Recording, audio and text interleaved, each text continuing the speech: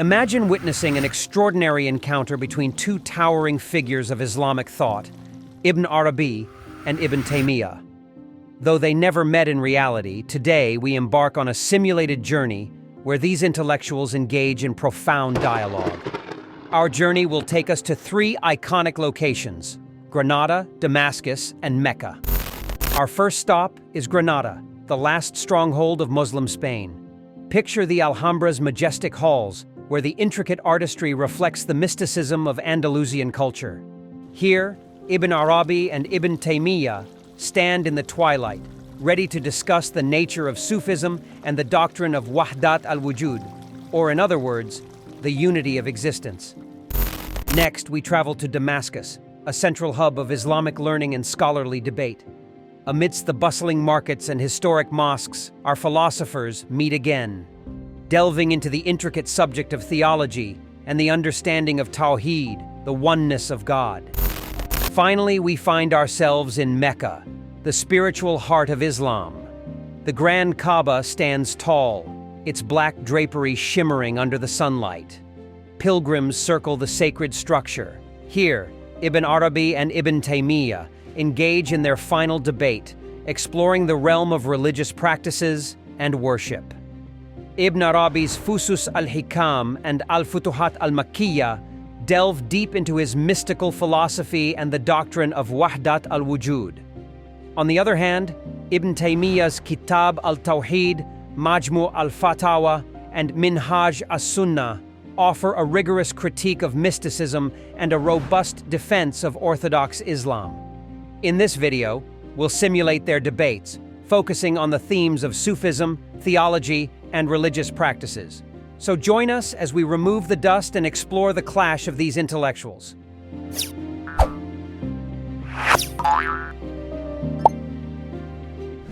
Granada's mystical ambiance. In the serene twilight of the Alhambra's courtyards, the air is filled with the scent of jasmine and the soft murmur of flowing water. Ibn Taymiyya stands firm, his eyes reflecting determination as he prepares to challenge Ibn Arabi's doctrines. Ibn Arabi, your doctrine of Wahdat al-Wujud, the unity of existence, is a dangerous deviation from the true path of Islam. You claim that all of creation is a manifestation of God, implying that there is no distinction between the creator and the created. This notion undermines the core Islamic principle of Tawhid, which asserts the absolute oneness and transcendence of God. By blurring the lines between God and His creation, you invite confusion and shirk, associating partners with God. How can this view be reconciled with the clear teachings of the Quran and the Hadith? Ibn Taymiyya, your concerns are understandable, but they stem from a literal interpretation of divine texts. Wahdat al-Wujud is not about equating the creator with the created, but recognizing that all existence is a reflection of God's infinite attributes. When we say that all things are manifestations of God, we do not mean they are identical to Him. Rather, we see God's presence and influence in everything. This is a deeper understanding of Tawhid, where the oneness of God permeates all aspects of existence, allowing us to draw closer to Him through a profound recognition of His immanence. Your explanation sounds poetic, but is theologically perilous. The Quran states clearly in Surah Al-Ikhlas, "He begets not, nor was He begotten, and there is none co-equal or comparable unto Him." This verse underscores God's uniqueness and separateness from His creation. By suggesting that God's presence is in all things, you risk attributing divine qualities to the creation itself, which is a form of pantheism. The path of Sufism you advocate, with its esoteric practices and beliefs, often leads to innovations and deviations that the Prophet Muhammad warned us against. True worship and understanding of God come through strict adherence to the Quran and the Sunnah, not through mystical experiences and abstract philosophies. The verse you cite indeed highlights God's transcendence, but it does not negate His immanence. My approach does not conflict with Tawhid, but enriches it by emphasizing that God's essence is beyond our comprehension, yet his presence is all-encompassing. Sufism and its practices are means to cultivate a deeper spiritual connection with God, going beyond the surface to experience his divine reality. The mystical experiences I describe are personal journeys to discover the divine truths that lie within and around us. They are not meant to replace the Sharia, but to complement it, guiding us to live with greater awareness of God's omnipresence. Complementing the Sharia with practices that are not grounded in the Quran and Sunnah is a dangerous path. It opens the door to bid'ah, innovations that can mislead the Ummah. The Prophet Muhammad clearly instructed us to follow his example and the example of the rightly guided caliphs. Anything beyond this risks corrupting the purity of Islam. Your teachings on Wahdat al-Wujud, while appealing to some, can lead to misinterpretations that distort the true essence of Tawhid. The clear and unwavering belief in the oneness of God must remain free from any notion that could compromise his uniqueness and supremacy. The pursuit of spiritual depth does not contradict the adherence to Sharia. Instead, it brings to light the inner dimensions of faith that inspire sincere devotion and ethical conduct. Wahdat al-Wujud is about recognizing the signs of God in the universe and in ourselves, fostering a sense of unity and harmony with his creation. This realization enhances our worship, making it more heartfelt and meaningful. It is through this deeper understanding that we can truly appreciate the majesty and mercy of God, guiding us to live in accordance with his will, both outwardly and inwardly. Damascus's scholarly hub. In the vibrant atmosphere of Damascus, the air is filled with the sounds of merchants haggling and the call to prayer echoing from minarets. Amidst the bustling markets and historic mosques, Ibn Arabi and Ibn Taymiyya meet again, this time to delve into the intricate subject of theology and the understanding of Tawhid, the oneness of God. Ibn Arabi, your views on Tawhid diverge significantly from the orthodox understanding. By suggesting that God's essence is intertwined with everything, you risk undermining the concept of God's transcendence. The Quran repeatedly emphasizes that God is unlike any of his creation. For instance, in Surah Ash-Shura, it states, "There is nothing like unto him." This clearly distinguishes God from his creation. How can you reconcile your views with such clear teachings? Ibn Taymiyya, allow me to illustrate my perspective with a tangible example. Consider a mirror. When you look into it, you see your reflection. The reflection is not you, but it represents you. Similarly, the world and everything in it are reflections of God's attributes. The beauty we see in nature, the complexity of the human mind, the harmony of the cosmos. All these are reflections of God's divine attributes. This does not mean the reflection is the same as what it reflects. Rather, it points us to the source, to God himself. Through this understanding, we see God's presence in all aspects of existence without conflating the Creator with the created. Your mirror analogy is intriguing, but it does not address the core issue. The danger lies in the potential for people to start worshipping the creation instead of the Creator. History is replete with examples where people, in their quest for understanding, began to associate divinity with elements of the created world. Take the ancient Egyptians, who saw divinity in the sun, the river Nile, and animals. This led them away from the true worship of God. Islam came to correct such deviations and affirm the pure Tawhid. Your view, while mystical, opens the door to similar misguidance. The concern for misguidance is valid, but understanding God's immanence enriches our faith. Let me offer another example. In our architecture, especially in places like the Umayyad Mosque here in Damascus, we see intricate geometric patterns that symbolize the infinite nature of God.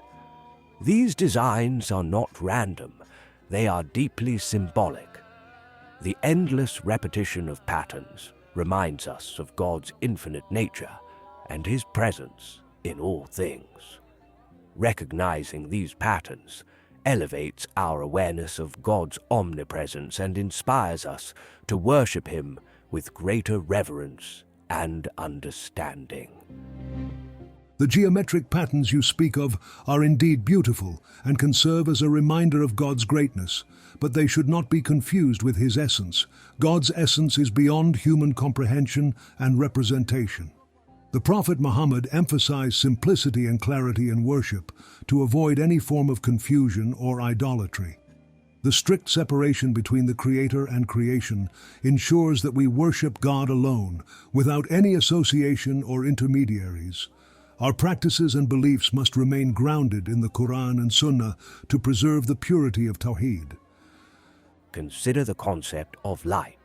The Prophet Muhammad is referred to as a light in the Quran, guiding us to the straight path. Light illuminates and reveals, much like divine knowledge. When sunlight passes through a stained glass window, it creates beautiful patterns of light and color.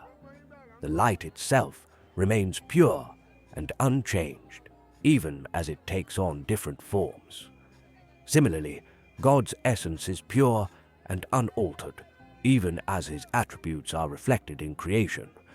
This understanding deepens our appreciation of God's majesty and enhances our worship, not by complicating it, but by adding layers of meaning and connection. Your analogy of light is poetic, yet the essence of Tawhid lies in maintaining a clear and unequivocal distinction between God and His creation. The Prophet Muhammad's role as a light is metaphorical, guiding us through his teachings, not through a physical manifestation of God's essence. Any interpretation that blurs this distinction risks leading the faithful astray. It is through the unambiguous teachings of the Quran and the Hadith that we find the correct path to worship and understanding God. The focus must always remain on the Creator, distinct and unparalleled, to ensure that our worship is directed solely to Him. Finally, we find ourselves in Mecca, the spiritual heart of Islam. The grand Kaaba stands tall, its black drapery shimmering under the sunlight. Pilgrims circle the sacred structure, their prayers and chants creating a profound atmosphere. Here, Ibn Arabi and Ibn Taymiyya engage in their final debate, exploring the realm of religious practices and worship. Ibn Arabi, your approach to religious practices often incorporates mystical and esoteric elements that stray from the straightforward guidance of the Quran and Sunnah. For example, the elaborate Sufi rituals and practices you endorse, such as dhikr, remembrance of God sessions, that involve music and dancing, are innovations that the Prophet Muhammad never practiced. These practices, while they may appear spiritually enriching, divert the Ummah from the pure, simple, and unadulterated forms of worship that are clearly outlined in our sacred texts. Ibn Taymiyya, while it is crucial to adhere to the guidance of the Quran and Sunnah, we must also recognize that the spiritual journey of each believer can take different forms. Consider the example of a craftsman in the bustling markets of Damascus. He performs his craft with skill and dedication, seeing his work as a form of worship. Similarly, Sufi practices like dhikr and sama, spiritual listening, are ways to deepen our connection with God. These practices are not meant to replace the prescribed forms of worship, but to enhance them, providing a pathway to experience the divine more intimately. Your analogy of the craftsman is understood, but the core of my concern is the introduction of practices that were never sanctioned by the Prophet. The Prophet Muhammad emphasized that every innovation is a misguidance, and every misguidance is in the hellfire. By introducing new forms of worship, no matter how well-intentioned, we risk deviating from the straight path. Consider the example of the early Muslims who adhered strictly to the Prophet's teachings. Their simplicity and clarity in worship led to a robust and unified community. Innovations, however spiritual they may seem, threaten this unity and simplicity. The diversity of worship forms reflects the diversity of human experiences and paths to God. For instance, in Mecca, during the pilgrimage, we witness millions of Muslims performing the same rituals in unison, yet each pilgrim experiences a unique spiritual journey. Similarly, Sufi practices, like whirling in the Mevlevi tradition, symbolize the soul's ascent towards God, embodying the search for divine truth in a physical form. These practices draw from the essence of Tawhid by seeking closeness to God in ways that resonate deeply with the individual's spiritual state. The pilgrimage rituals are divinely ordained and uniformly practiced as part of the Sunnah.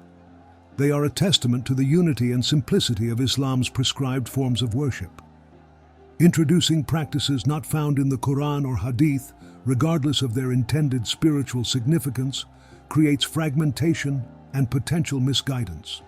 Our faith's strength lies in its clear and unambiguous guidance. Consider the example of the prayer, Salah. It is a universal act of worship that connects all Muslims directly to God without the need for additional rituals. This directness and purity are what we must strive to preserve. Indeed, the prescribed acts of worship form the foundation of our faith, but there is also room for personal spiritual expression. Take the example of poetry and art, which have always been part of Islamic culture.